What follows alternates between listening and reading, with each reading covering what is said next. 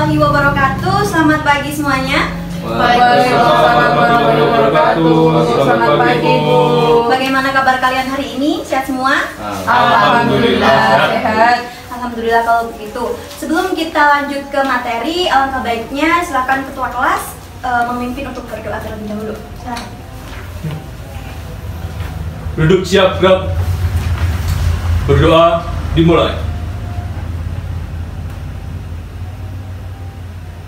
Berdoa selesai. Amin. Terima kasih Mas Reza sudah memimpin doa pada pagi hari ini. Sekarang Ibu akan mempresensi terlebih dahulu. Leoni Mawar, hadir Bu. Muhammad Yusrin Reza, Hadir, Bu. Saftiko, Hadir, Bu.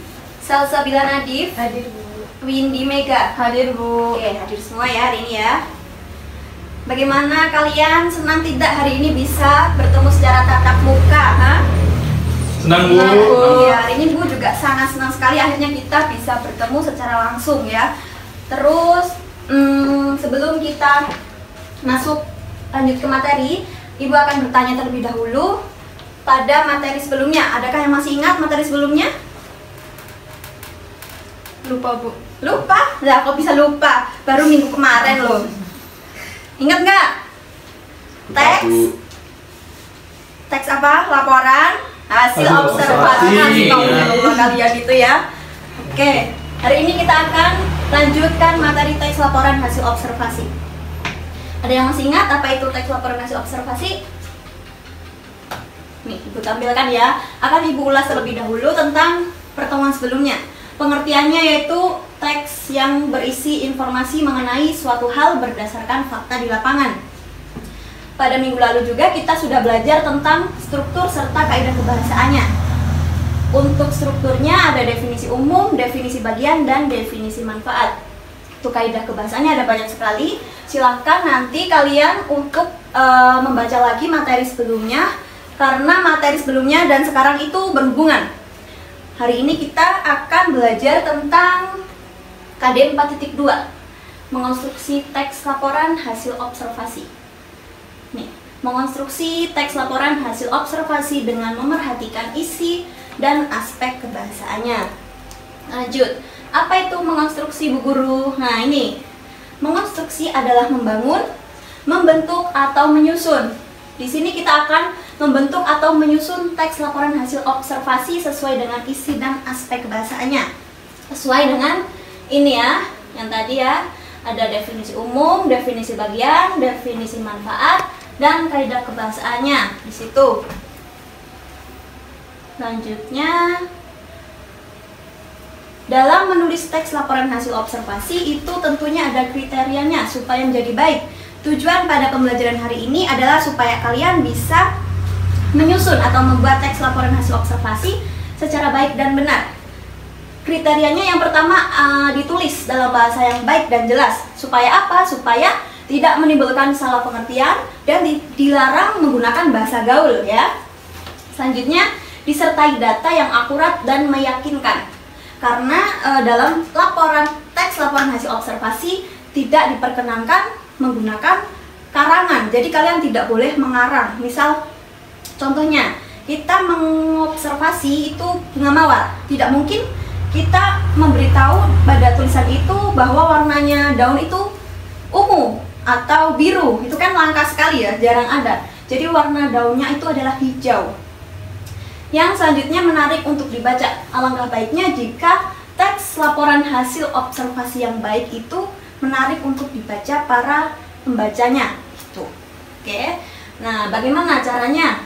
Langkah-langkahnya menyusun seperti ini. Yang pertama, menentukan tema atau objek kegiatan. Dalam menentukan tema ini terserah kalian mau lingkungan, tema lingkungan, atau tanaman, binatang, itu bebas. Selanjutnya, setelah kalian menentukan tema, di situ kalian bisa lanjut ke langkah berikutnya, yaitu melaksanakan observasi melalui pengamatan. Di sini kalian bisa melakukan pengamatan secara langsung atau tidak langsung. Tapi lebih baiknya dilakukan secara langsung supaya mendapatkan data yang akurat. Selanjutnya, menyusun kriteria aspek yang harus dilaporkan atau membuat kerangkanya.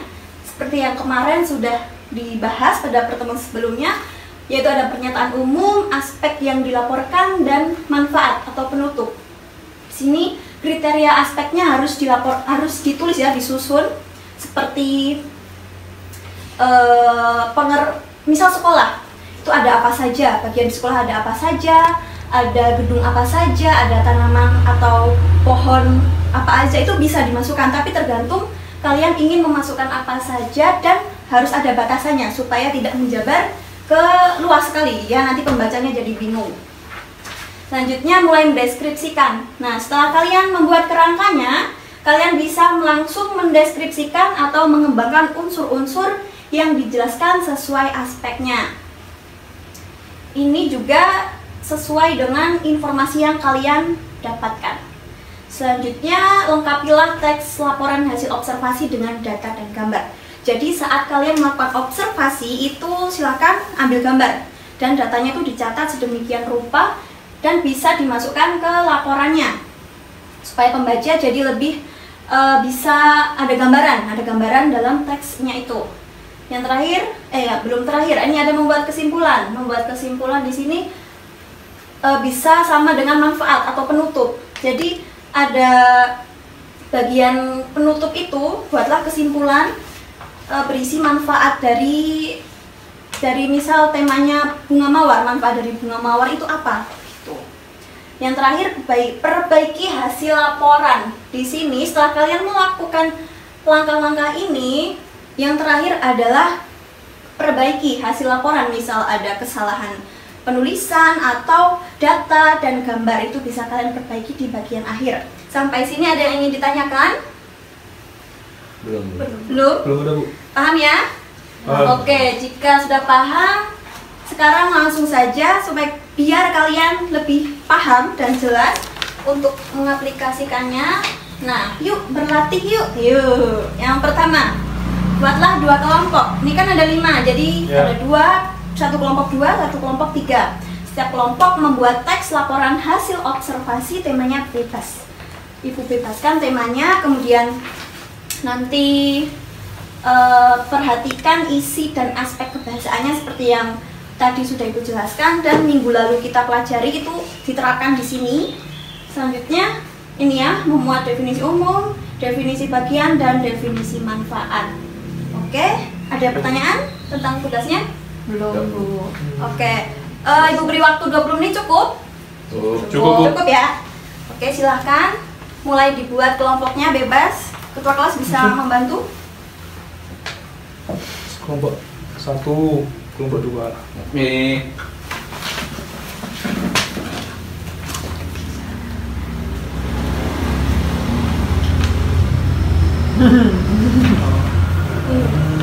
Jika ingin ada yang ditanyakan, silakan bisa bertanya ya.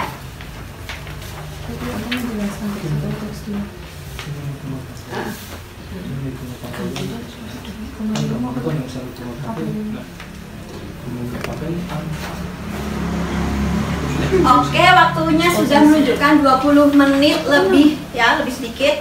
Apakah sudah selesai? Sudah. Ya, bagus. Sudah selesai. Sekarang saatnya kalian mempresentasikan hasil kerja kelompok kalian. Ada yang ingin maju? Ibu persilakan terlebih dahulu. Sudah, Bu. Oke, ayo Mas Reza, silakan.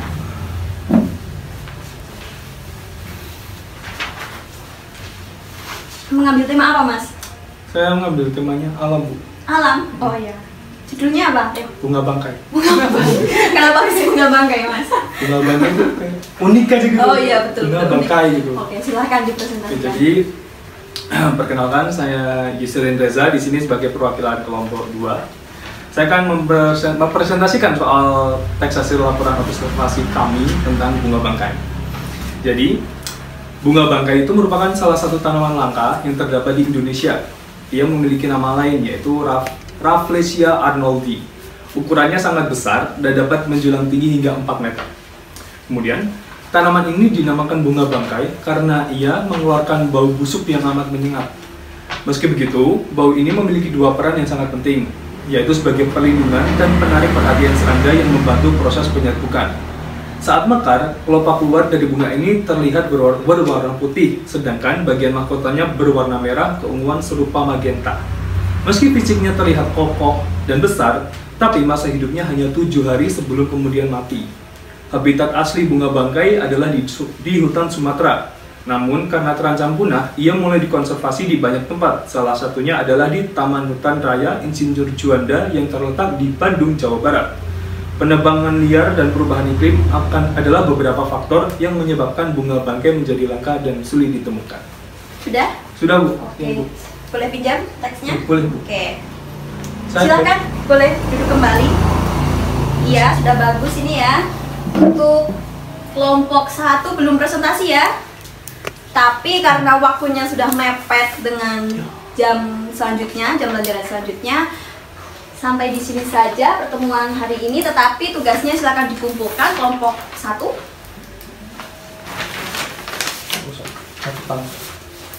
Dulu. Ya, terima kasih ya. Nanti akan Ibu baca. Sekarang sebelum Ibu tutup, Ibu akan memberikan tugas di rumah. Kalian seneng nggak? Senang? Senang sekali, Bu. Iya, harus senang karena dengan ada tugas di rumah kalian bisa lebih belajar tentang menulis teks laporan hasil observasi ya. Jadi tugasnya sama dengan ini, hanya saja dibuat secara individu. Temanya kebudayaan. Selanjutnya ini sama. Silakan nanti dibuat sedemikian rupa, dikumpulkan minggu depan sebelum pelajaran dimulai, dikumpulkan ya berbentuk hard file atau kertas. Di print saja, dicetak. Oke, paham? Baik, Bu, paham. Ada yang ingin ditanyakan? Tidak ada, Pak. Oke, kalau begitu sampai di sini saja pertemuan pada hari ini. Kesimpulan pada hari ini adalah kita sudah membahas tentang langkah-langkah menyusun teks laporan hasil observasi dan mengetahui kriteria tentang teks laporan hasil observasi yang baik itu seperti apa. Sampai rumah jangan lupa dibaca-baca lagi supaya tugas kalian bisa baik dan benar ya. Baik, Bu. Siap, Bu. Oke. Sekian dari Ibu. Apabila ada salah atau salah kata, mohon maaf. Ibu akan selalu mengingatkan dan menghimbau kalian supaya untuk tetap menjaga kesehatan dan kebersihan baik di rumah maupun di sekolah ya. Meskipun kita sudah bertemu secara tatap muka begini ya, tetap harus menjaga kebersihan dan kesehatan. Oke? Oke, kalau begitu terima kasih. Ibu tutup. Wassalamualaikum warahmatullahi wabarakatuh. Waalaikumsalam warahmatullahi wabarakatuh. Nanti diberesin ya Mas nih ya. Ya, Bu. Ya, terima kasih. Sama-sama, Bu. Sama-sama, Bu.